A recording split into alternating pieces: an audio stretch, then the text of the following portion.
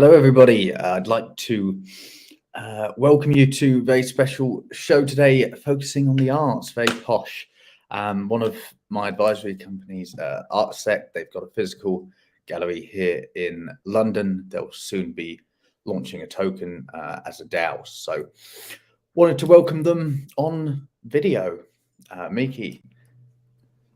Hi, Dominic. Thank you very much. There we are. I thought I saw a mute button on then. I thought this was going to come straight on, start talking and not be in there. God, it looks like you're in the tropics. Yes, this is the roof of the NFT gallery, actually. So downstairs is really raw and industrial. And in the kind of DAO office in the top, we've got lots of plants and kept it arty, as you said.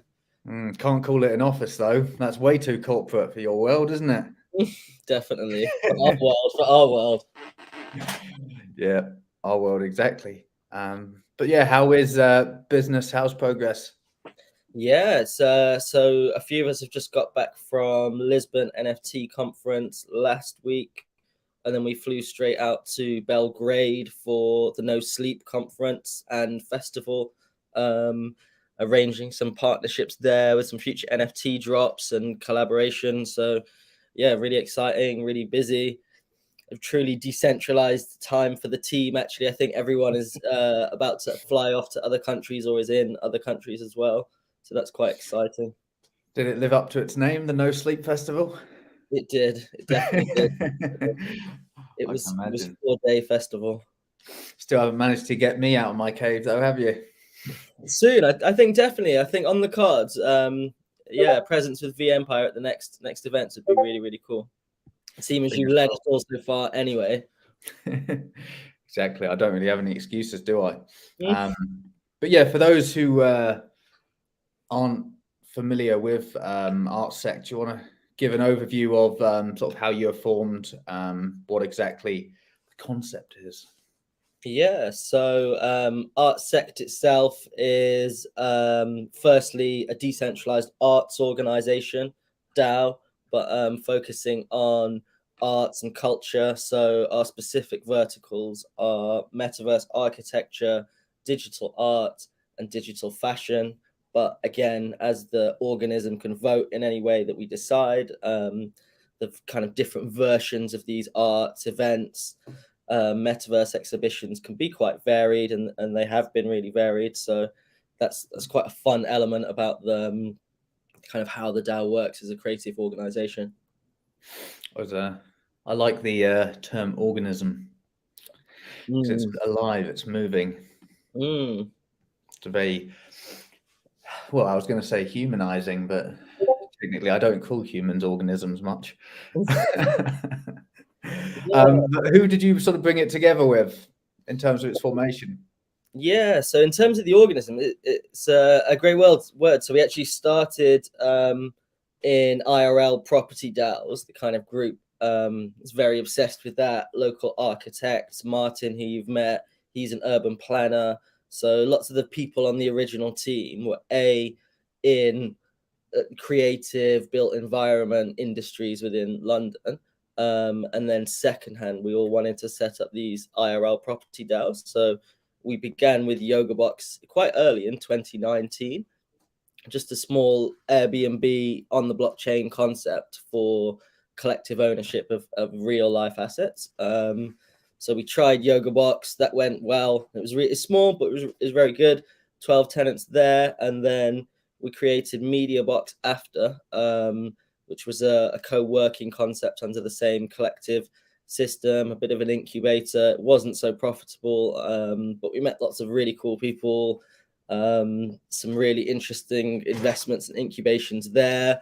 And then that followed into what would have been ArtSbox, but it became ArtSect. So the team had grown really strong, really large by then.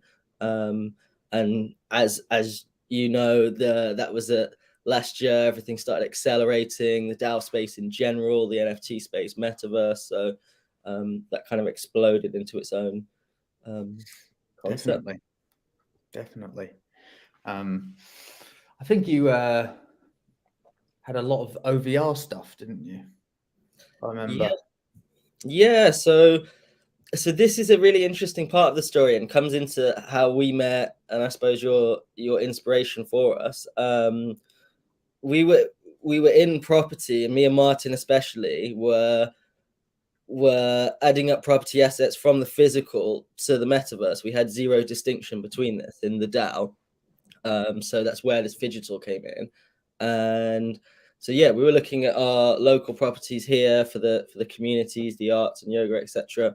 But then we were also looking at the metaverse investment plots that were coming up quite early, and then some of the people that were already doing work there. So there was you, who was looking at Sandbox early, and you were putting some quite significant money there and setting your DAO up. And that's when I was studying at London School of Economics. Martin was doing his architecture, and we were like, this is a serious thing. Like, this is really, like, we should also be doing this. So there was Strawberry Sith, who was doing his crypto voxel stuff. And again, your very early metaverse investment DAO. So we were watching these concepts and watching the technology behind the different metaverse platforms, OVR, but all of them, Sandbox, crypto voxels, decentralized, etc. A, for use cases, and B, as investment assets for the group to hold. And as you know, and as we watched with you, that went really well. And Right, yeah. I think market doesn't seem to be favouring anyone this year, but yeah, no, definitely. I think lasting more than 6 months in crypto, that's that makes you like a legendary protocol. Like, we're pretty much Bitcoin now. Yeah, soon to join the ranks. You guys at the DAO. One thing I always found interesting is how many people you know for no reason. As in, just like me, you will contact people out of the blue and get doors slammed in your face like I'm used to, but just very important to connect with people and reach out to people, because in this industry especially, it's very much you don't ask, you don't get, and you usually find the people worth collaborating with are almost certainly the ones who will at least hear you out. Definitely. And resilience to add in that, I suppose, after, as you said, a year or two of weathering and just carrying on against market ups and downs. Yeah, you've just got to have that resilience and focus on your idea and concept. Speaking of resilience, how have you found everything so far? Any surprises? Anything of note that you learned from, or hasn't gone quite as you planned? Yeah, so I think the main surprise, like all of us, is just the extent of growth and expansion. So we initially set up here in London, just a small local DAO concept again to show the art, but it's expanded internationally rapidly. We're now getting a new space in China with AKG Ventures, who you introduced us to, also having discussions in America. And then again, just size has been really, really interesting. So especially over the past few months, we've probably like 10x the DAO contributors monthly, and then weekly. It's like growing at an insane rate actually, which is really, really cool. So just watching that level up, and I suppose as both of us as DAO initiators or leaders of the community, and just watching the different stages where this community does become self-sufficient and we can hand off to them. So that's really cool to see those different groups empowered and inspired. That's the dream. Handing off all the responsibility. Just take it. I could do with some more of that. It takes all the workload off. Don't even know where the hours go. Still got time for the Bald CEO show though. Never dropping that. Oh, but and that is a great show actually. So again, you've been advising us, and honestly, you've helped us endlessly, me and the rest of the team. And yeah, watching your because we haven't spoke properly, but watching some of your expansions in the space as well.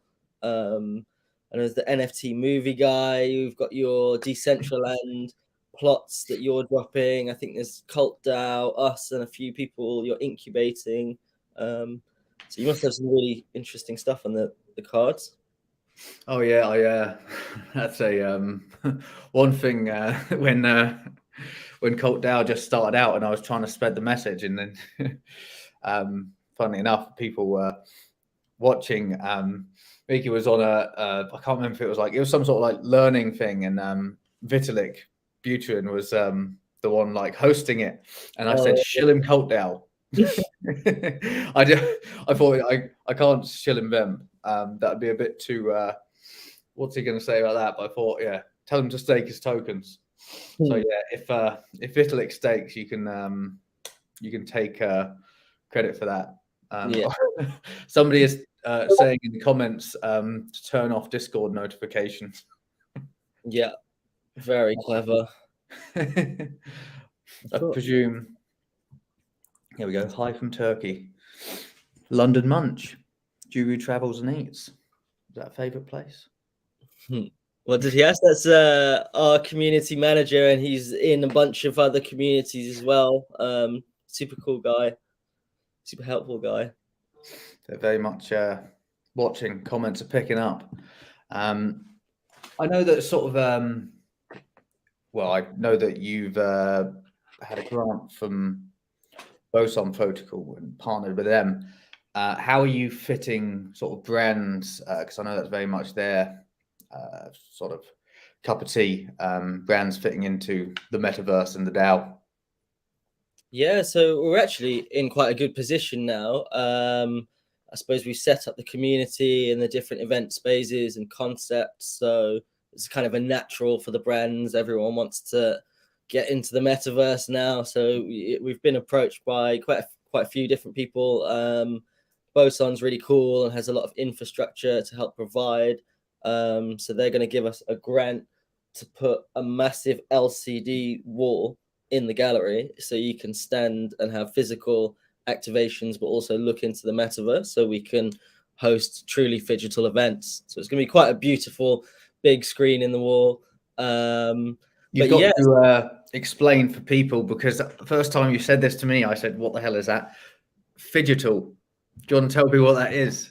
Yeah, so I suppose I can talk everyone through how the gallery works. We took on a very old building in Hackney, an old tram depot, so built in the 1800s, and then we augmented it with immersive technology, so you could experience the digital world in various ways, and we kind of brand that as phygital with the blended reality.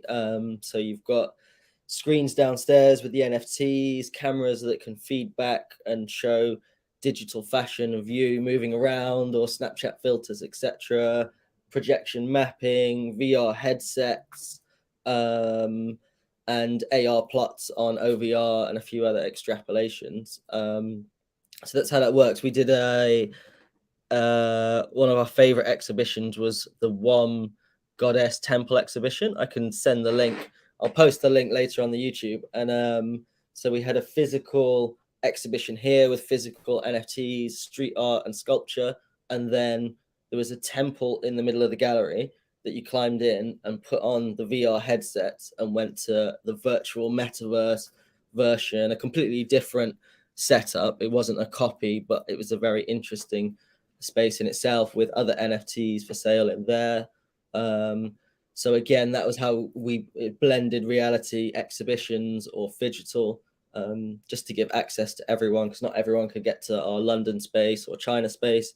So yeah, giving everyone the ability to play online. Sounds like some spoony shit. I can imagine just some techno blasting, going into climbing into this temple, sticking a headset on and just getting very claustrophobic very quickly. Now, this one actually was honestly really meditative. So I'll send you the link. It wasn't it was almost the opposite. And that was a really surprising thing. Several people asked if they could just relax in the space because it had water, and it was a goddess temple. So it had water in there and running stuff, and it was quite a nice VR space to be in. Yeah, and people chilled for over 20 minutes, 30, 40 minutes in the gallery with the VR headsets on. And the Her Story, one of the Her Story DAO founders, Cynthia, came down, and yeah, she relaxed for ages. She put the headset on and was just so yeah, with different experiences. There are some music ones that are planned. We've got some DJs that are going to be playing in crypto voxels weekly and just kind of running some music events there, but trying to use all of our different metaverse plots for, I suppose, different fun activities. There's not enough tranquility in the metaverse. I always say it.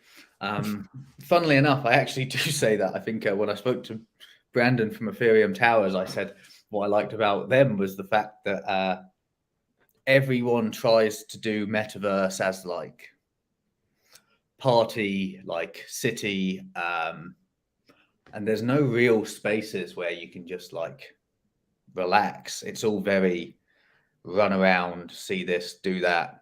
But I'm one of those people who, when I go on holiday, as an example, let's say that this is an excursion into virtual reality, I like to do absolutely nothing. Like, I don't like to go and visit the sites that don't interest me. Well, somewhat. But I just want to sit there and do nothing. I don't want to make friends either. I don't like holiday friends. I'm unsociable. And I just want to relax. I don't think there is enough of that in the metaverse. I need to get an Oculus, you know. I mean, can you be a metaverse founder if you don't own an Oculus? Apparently not. We'll send you one. We'll send you one. I'm a fraud. But yeah, I mean, it all sounds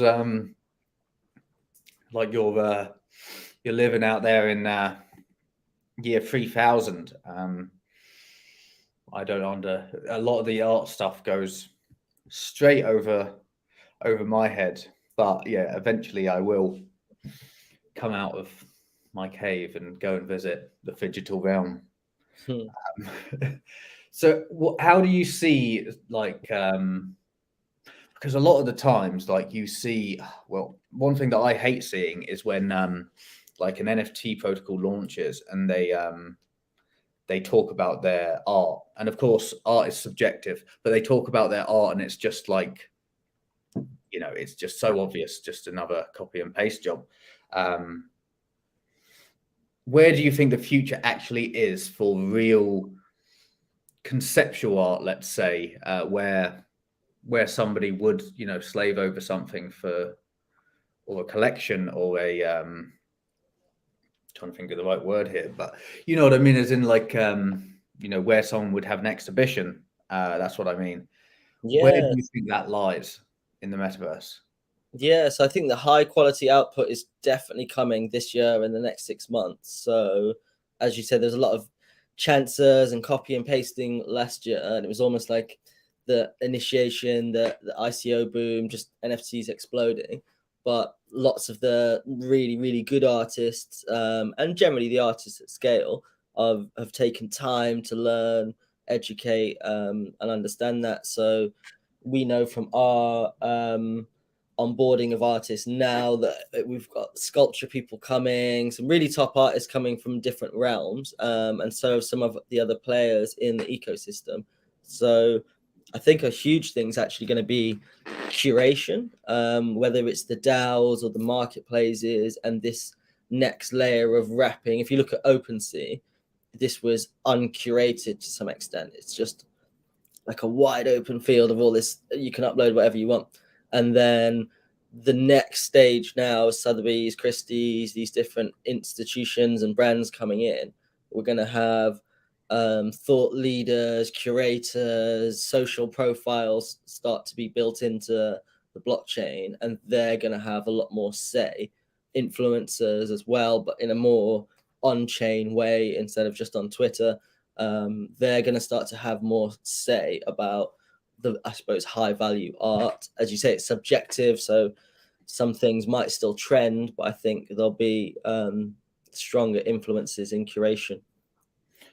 Yeah, I mean, it's always, that's like the a lot of NFT users will just use the art subjective as it's such a get out of jail free card, isn't it? I mean, like you could get anything out there and then use that and off you go. I'm trying to think actually, because what you said reminded me like about, I think, the past two things that I have bought, and I'm just on OpenSea now seeing if I can get them. Yeah, here we go. So see if first time I'm trying to share my screen. Let's see if this works on StreamYard. Let's see.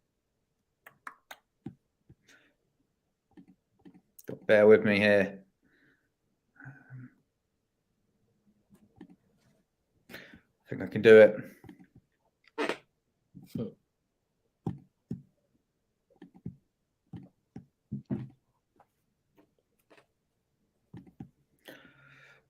There we go.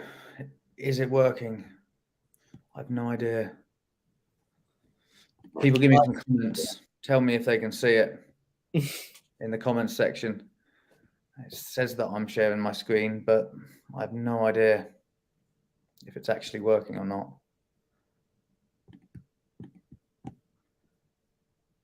Nope, it's not.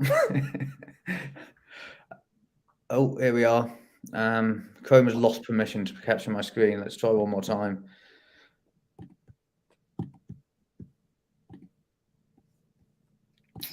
No, I think we're out of luck.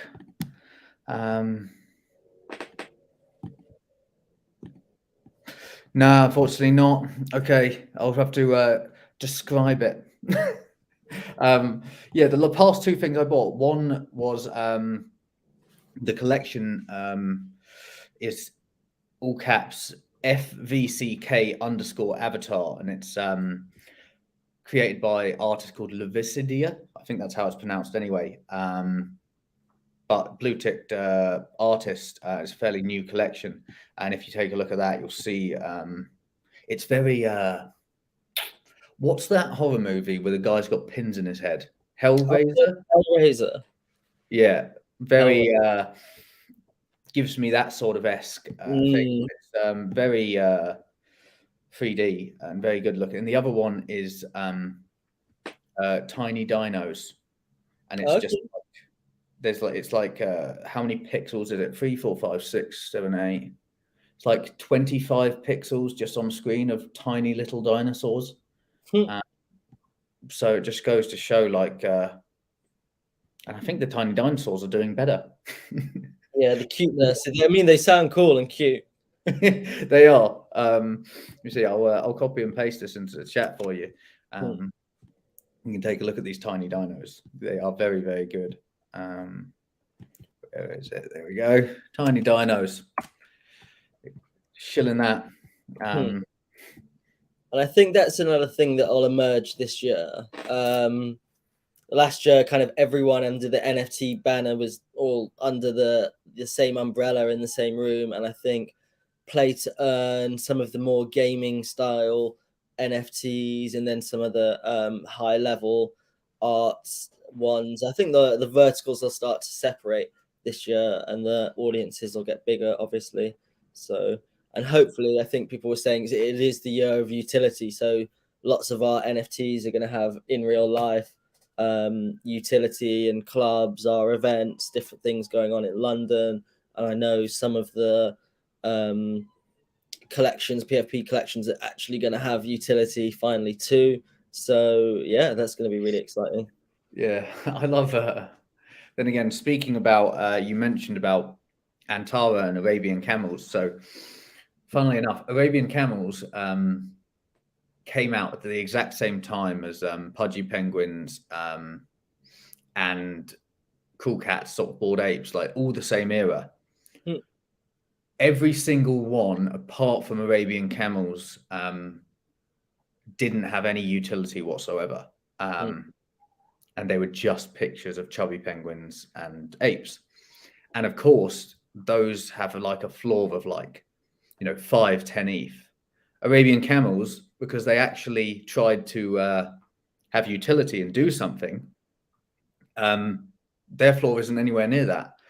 Sometimes I think with crypto that it's like how people invest in meme coins, and the reason why is that you buy the coin goes up.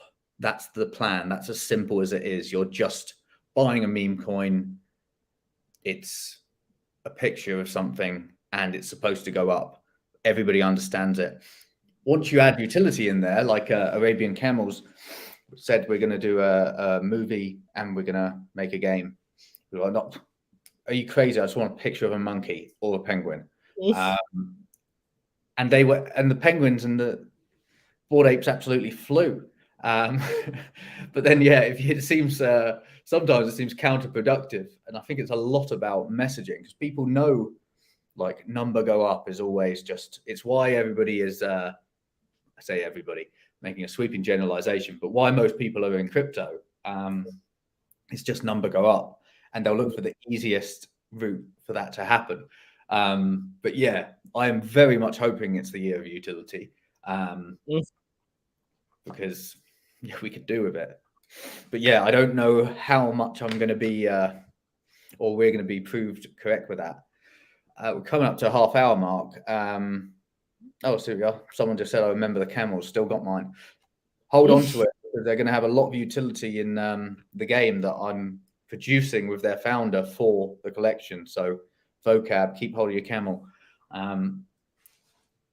Of that, does anybody in the audience, in the comments section, have any questions? Vocab was a mod on their Discord. Ooh, was being the predominant word. Hope there's no bad blood there. But any questions on ArtSect and for our guest here?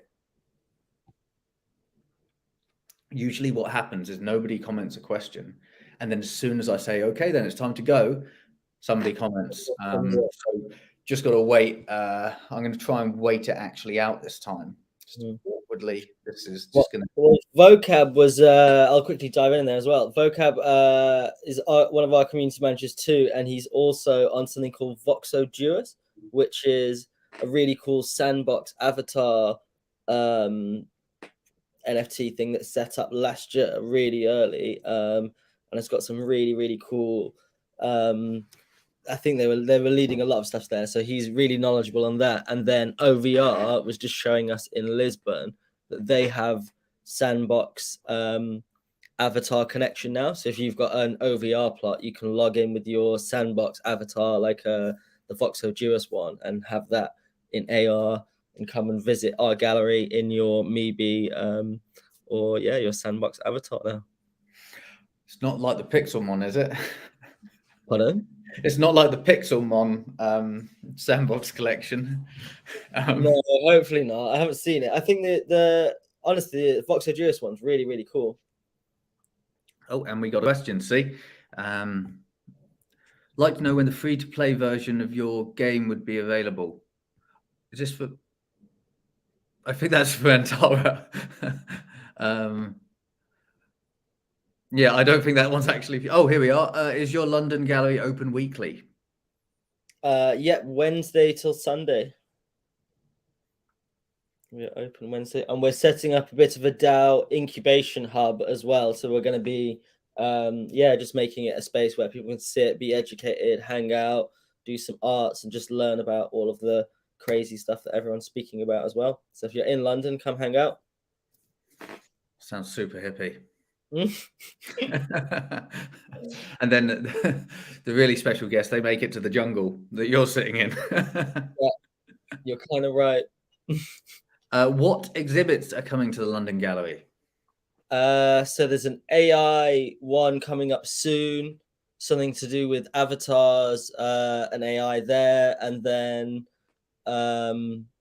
some drops around digital fashion that I can't say too much about, but it's going to align with our token launch, public token launch, finally, hopefully next month, and that we should be dropping some digital fashion lines in connection with a few events around London. So it should be that should be really fun. And what else? A whole bunch of stuff actually. We're we'll put it in the Discord. There's a lot, essentially, from a whole bunch of verticals in Metaverse, plot being dropped, and some acquisitions in some new land as well, Vault Hill, Maison DAO, and a few others. So super excited about those. And I suppose I'll share that one quick. We just got back from No Sleep Exit Festival this weekend, and our DAO has just been contracted to help with the NFTs for that release. So that's going to be a really big release. Access to the festival and hotel and ferried around in luxury. So that's going to be a really cool drop as well. Win freebies. Yeah. Yeah. All access. All right. See if I'm going to get cut off mid-sentence. I think that is everything. If I keep saying this, people, damn it, Harvey. Will your token be sold on Launchpad, IDO, etc.? Yes. So this is the plan. Dominic and a bunch of other amazing people are helping us through because it's quite complex now. But we have the Art3 token, and we're about to distribute it to all of our cool community. And then, yeah, we're going to launch on 3 launch pads, which we'll put on in the Discord. And yeah, that will be available for next month publicly, and everyone can buy it. Put me under pressure. All right then. Right, this time we're actually if you ask another question, it's not getting answered. Well, yeah, thanks so much for joining us. For the oh, see, I thought somebody else asked a question then, but it was about the camels. About half as many questions on the camels as for you. Just guys, yeah, save that for now. I'm gonna have to get the camels guy on. I say camels guy, his name's Alex. I do know him. But yeah, thanks so much for coming. Thanks for watching, everybody. I think we're going to try and do these every week. So we'll make sure to give a shout out when the IDO and Launchpad rounds are coming on, just to remind everyone anyway. But yeah, thanks so much for coming. And thanks so much for watching. Speak to you soon. See you soon.